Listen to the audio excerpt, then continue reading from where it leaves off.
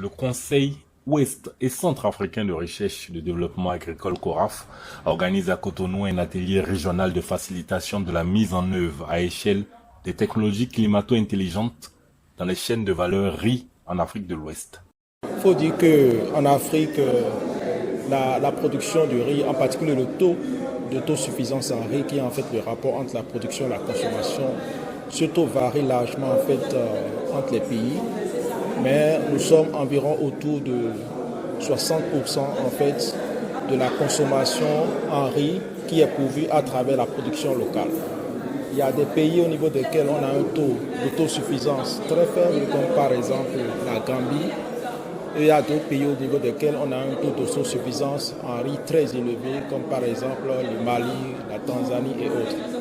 Donc l'objectif également de ces ateliers-là, c'est en fait que les pays qui sont à différents niveaux d'autosuffisance en riz et qui ont différentes expériences en termes de production puissent échanger des technologies qu'ils utilisent pour pouvoir améliorer en fait la production. Donc c'est aussi dans ce cadre-là que je trouve cet atelier intéressant parce qu'on a des pays avec des taux d'autosuffisance différents, des pays avec des expériences différentes, des pays avec des écologies différentes. Et donc lorsqu'on met tout ça ensemble, on arrive véritablement à un ensemble qui peut être disséminé dans toute la région de l'Afrique pour globalement améliorer l'autosuffisance en riz et réduire les importations en riz qui sont estimées à plusieurs centaines de milliards pour l'Afrique. Compte tenu de l'importance pour le Niger d'acquérir des technologies, notamment en matière de riziculture, nous avons jugé utile de venir avec les collègues des autres pays du FSRP pour voir quel type de variété de riz, quelle technologie en matière de riziculture le Niger peut adopter pour booster sa production en matière de riz. Pour le Niger, la filière riz n'était pas notre filière prioritaire. Nous avons le niébé, l'oignon et bétail vient de lait. Mais nous sommes en train d'avancer pour mettre en place le chapitre riz pour le Niger, compte tenu de l'importance du riz pour la sécurité alimentaire en Afrique de l'Est et particulièrement pour les pays comme le Niger. Et comme vous le savez, nous sommes donc un pays qui dépense beaucoup en devises donc pour importer du riz. Et donc, il faut forcément booster la production. Et pour nous, ces genres de rencontres sont des tremplins donc pour mieux connaître les technologies et les adopter dans la perspective de l'amélioration du niveau de productivité dans nos pays. Les participants apprécient et exposent leurs attentes à l'issue de cette rencontre. Alors, à l'issue de cet atelier, nous allons voir avec nos collègues de la recherche qu'est-ce que nous disposons comme variété de riz que nous pouvons commander pour notre pays.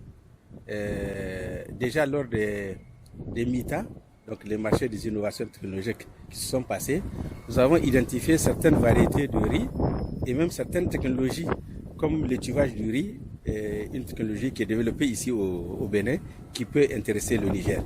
Et à notre retour, nous allons voir quel type de technologie, quel type de variété ou technologie adopter pour pouvoir les acquérir pour notre pays. Notre attente est de comprendre et d'étudier également quelles vont être, n'est-ce pas, les possibilités pour nous au Tchad de transférer tel que nous avons à lancer.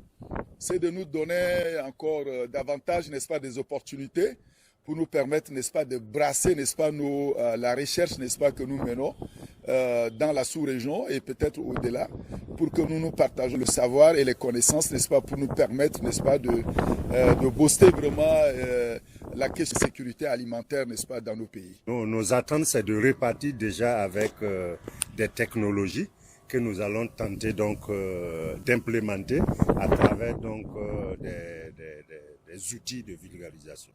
Un appel à lancer, c'est que pour la souveraineté alimentaire au niveau donc de la sous-région, il nous faut résolument aller donc vers les technologies climato-intelligentes si nous voulons vraiment atteindre donc l'autosuffisance alimentaire.